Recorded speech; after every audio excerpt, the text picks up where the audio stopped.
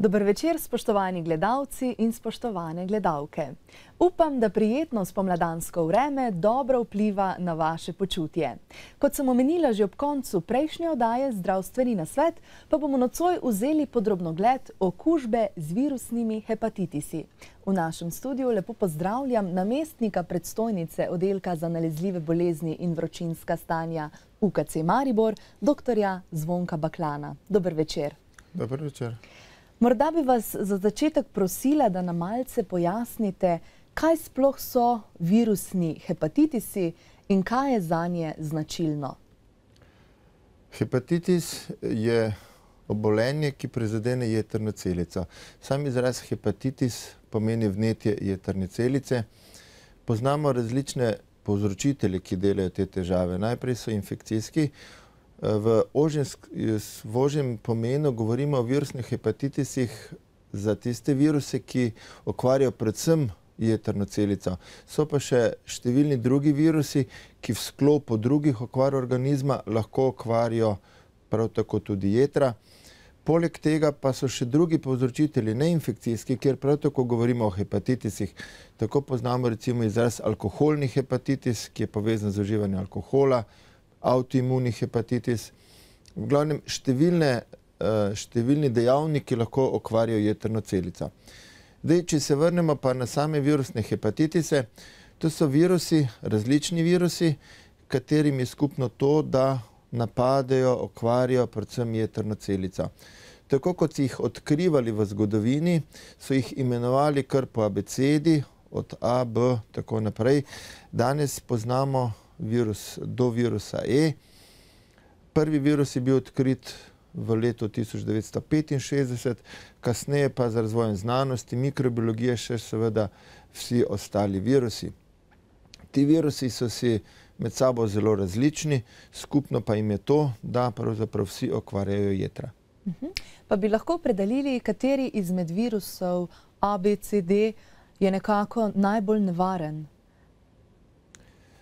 Vsak od teh virusov je lahko nevaren, vsak od teh virusov lahko povzroči tudi smrt bolnika.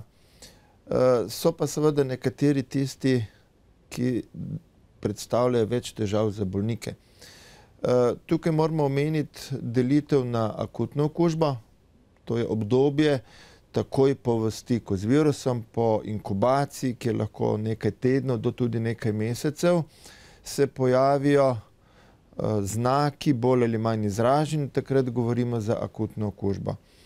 Pri nekaterih virusih se samo obolenje tukaj ob akutni okužbi neha. V večini primerov bolezen spontano izzveni. Imamo pa potem viruse, pri katerih bolezen ne izzveni in po akutni okužbi prehaja lahko v kronično obolenje in takšen bolnik je potem okužen celo življenje. Če pogledamo, kateri virusi so tisti, ki povzročajo lahko kronično okužbo, vidimo, da so to virusi hepatitisa B, hepatitisa C in hepatitisa D. V zadnjem času vemo, da tudi določeni podtipi virusa hepatitisa E lahko prav tako potekajo v kronični obliki. Zakaj je kronični hepatitis pomemben? Najprej povsem iz epidemioloških razlogov, ker takšen bolnik ima virus v sebi celo življenje in seveda lahko ta virus prenese naprej na druge ljudi. In druga plat pomeni za samega bolnika, virus lahko bolj ali manj intenzivno okvarja jetra. Žal se pogosto v začetni fazi bolnik niti ne zaveda, da je okužen, bolezenske težave niso močno izražene in tak bolnik sploh ne ve, da je okužen. In šele po nekaj desetletjih, ko pa je bolezen že močno napredovala, se pravzaprav odkrije okužba. To je pomembna razlika, se pravi delitev v akutne hepatitise in kronične hepatitise. Kako je pa z razširjenostjo? Bi lahko rekli, da je kateri izmed tipov, izmed teh virusnih hepatitisov, ki ste jih našteli, še posebej prevladujoč v našem slovenskem prostoru, ali so vsi nekako enakomerno zastopani in pogosti? Vsi virusi seveda niso enakomerno zastopani. v delitvi oziroma v pojavnosti teh virusov je pomemben tudi način širjenja teh virusov, kako se mi s tem virusom lahko okužimo. Tukaj so virusi, s katerimi se lahko okužimo z uživanjem okužene hrane, mi rečemo preko ust, da pride virus v naša prebavila. To sta virusa hepatitisa A in virus hepatitisa E. Vemo, da so danes razmere, na srečo, v naši sredini takšne, da so higienski običaji ljudje, predvsem umivanje rok, ustaljena praksa, da so druge sanitarno-higienske razmere, urejene odplak, prav tako urejene in je zato teh virusov pravzaprav v naši sredini zelo malo. Hepatitis A je bil desetletja nazaj zelo pogost, v zadnjih letih pa morda je številka nekje 10 bolnikov na leto v Sloveniji. Se pa zavedamo, da pravzaprav to niso vsi bolniki. Nekateri celo ocenjujejo, da za jasno klinično sliko zboli vsak 10., da je veliko več bolnikov, ki so okuženi s hepatitisom A, pa sploh nimajo znakov in tega pravzaprav ne vedo. To velja predvsem za otroke, sploh pri otrocih je okužba običajno blaga, pri starejših ljudeh pa tudi hepatitis A lahko dela večje težave. Ampak kot povzetek, hepatitisa A je v Sloveniji v zadnjih letih vedno manj.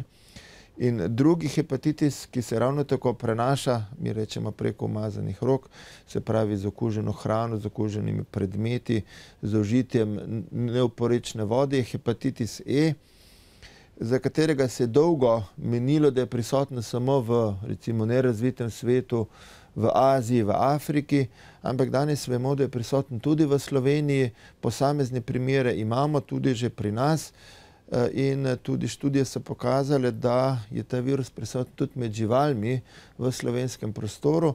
Se pravi, je možnost tudi, da se okužimo s tem virusom hepatitis E v naši sredini.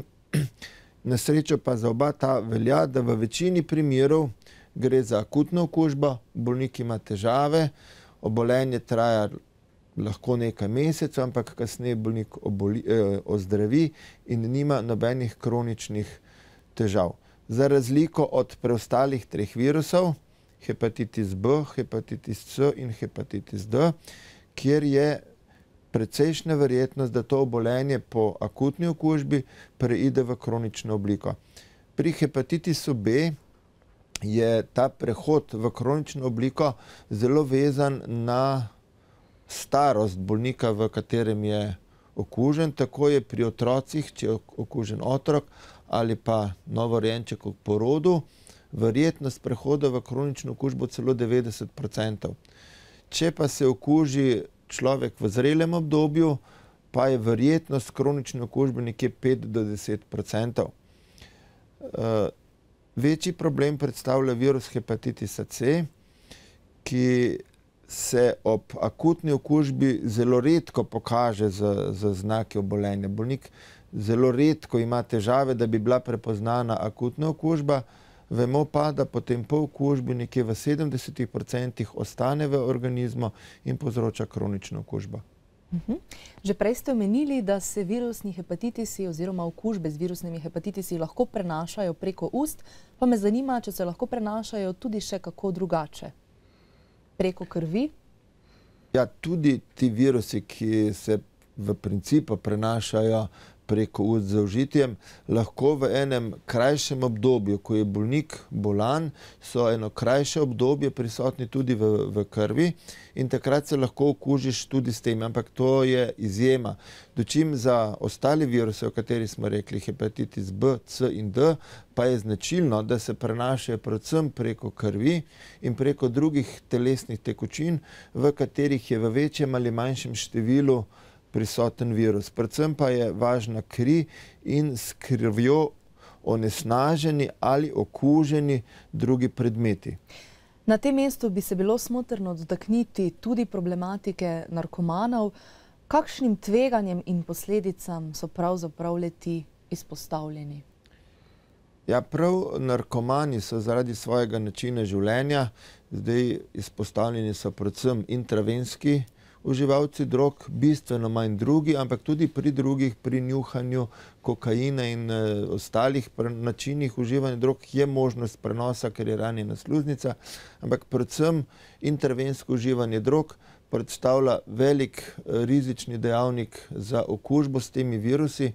Namreč, ko si takšen narkoman inicira drogo v žilo, prihaja ta igla v stik s krvjo in če so v tej krvi virusi, prihaja v stik tudi s temi virusi, virusi ostanejo na igli. Zato je takšen poudarek na uporabi osebnega pribora, da si uživalci drog ne bi posojali igel. Ne gre samo za igle. Ugotovili so, da se prenos s temi virusi dogaja tudi preko brizgalk, preko tega raznega drugega pribora, ki ga uporabljajo narkomani za gretje, za topljenje samih drog. Vemo, da se to velikokrat dogaja v neustreznih pogojih, neustreznih razmerah, da velikokrat narkomani delijo ta pribor in če je eden od teh uživalcev drog okužen, je velika verjetnost, da je takšen pribor okužen oziroma onesnažen tudi s katerim virusom in se ta virus lahko kasneje prenese na vse tiste, ki so uporabljajo ta pribor. Morda bi bilo dobro, da se nocoj še malce ustaviva pri simptomih, ki so značilni za okužbe z virusnimi hepatitisi. Kateri so tisti najpogostejši, ki nam lahko dajo vedeti, da je z nami nekaj narobe? Kako se kažejo? V razviti obliki obolenja se okvara jeter velikokrat kaže z rumenico, z latenico, včasih so tem boleznim rekli tudi nalezljiva žutica. Se pravi, bolniki imajo izrazito rumenico po koži, po očeh. Poleg tega so pa pravzaprav druge težave precej nespecifične, lahko imajo vročino, lahko imajo prebavne težave, veliko bolnikov toži o tiščanju v trebuhu, siljenju na bruhanje, bolečine v področju pod rebri, v področju, kjer so sicer jetra. To so težave v akutni okužbi. Žal pa, tako kot smo že omenili, pri nekaterih virusih je ta akutna okužba tako blaga, da velikokrat ni teh simptomov.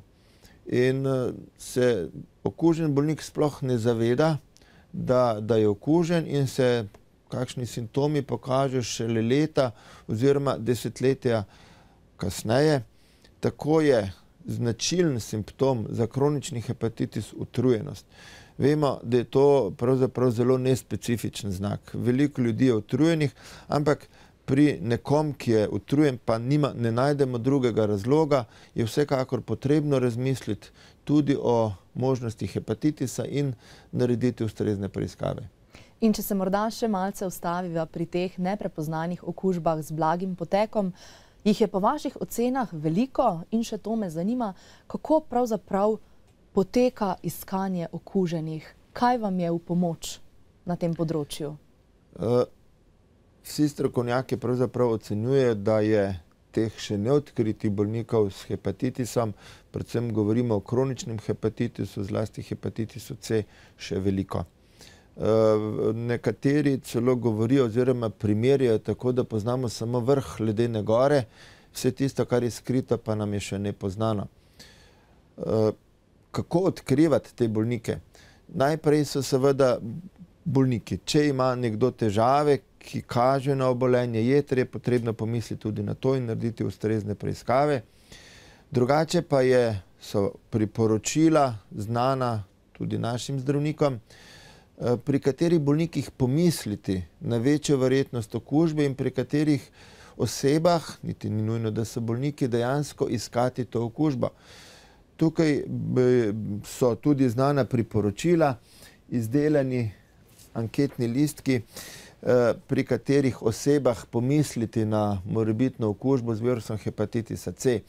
To so predvsem vsi tisti, ki so kadarkoli v življenju inicirali drogo, uživali prepovedane droge, vsi tisti, ki so morda prejeli kri ali krvne preparate pred letom 1992, ko smo v Sloveniji začeli rutinsko pregledovati kri, predtem je bil možen prenos tudi z okuženo krvjo.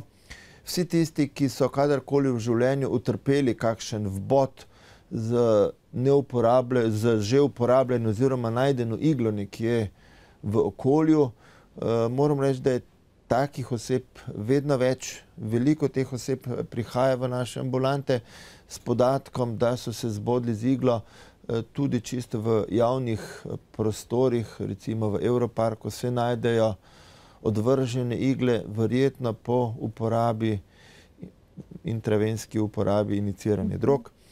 Potem so vsi tisti, pri katerih so v preteklosti imeli recimo temu nestrokovno opravljene tetovaže, morda tudi prebadanje ušesnih mečic za uhane.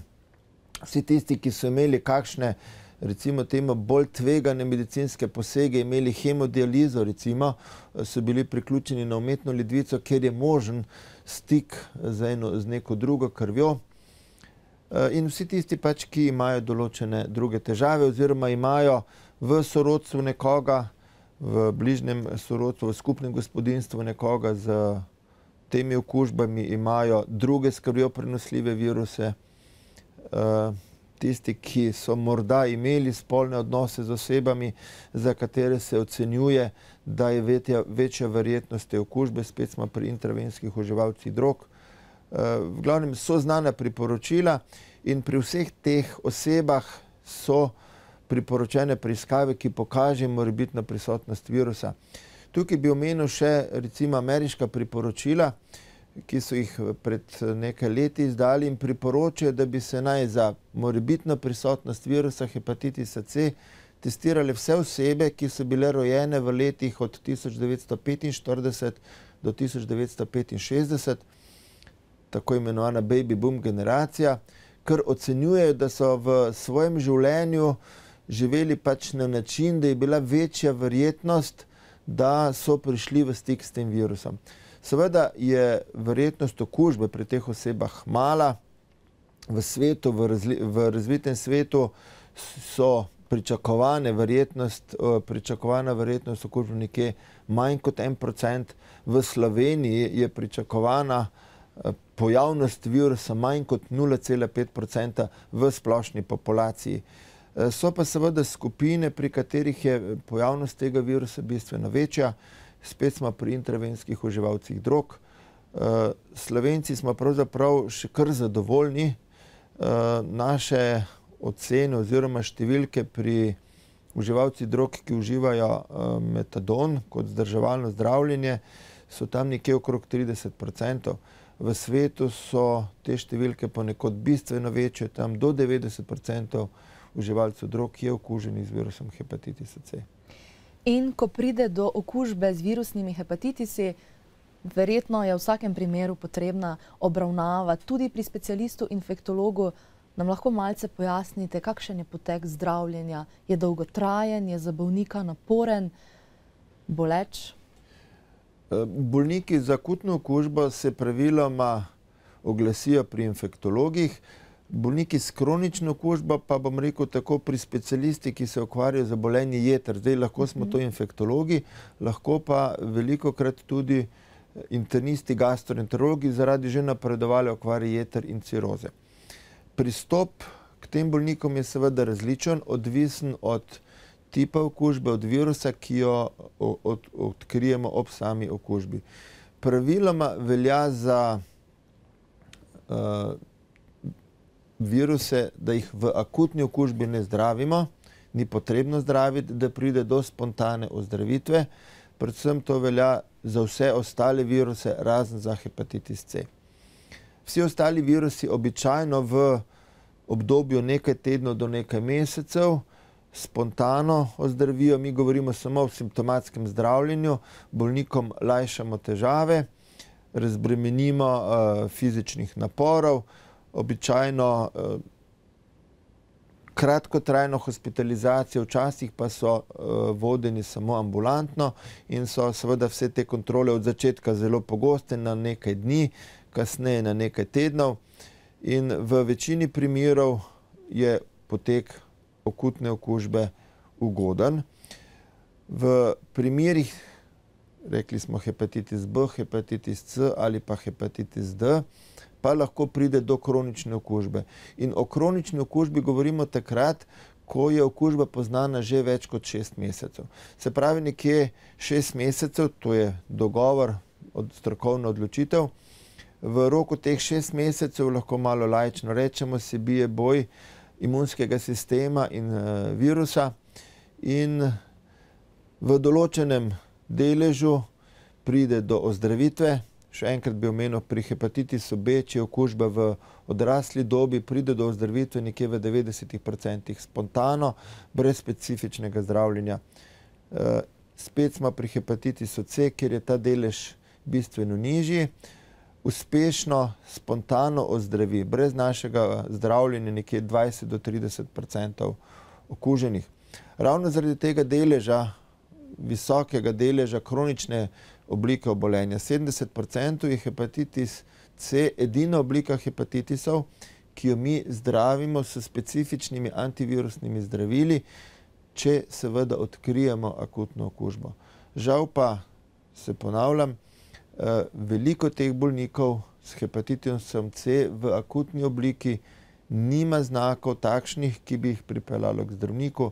Izjemoma so odkrite v tej fazi in jih potem zdravimo. In moram pa reči, da je zdravljenje akutnega hepatitisa C bistveno bolj učinkovito kot zdravljenje kroničnega hepatitisa C in je uspešnost ozdravitve preko 90%.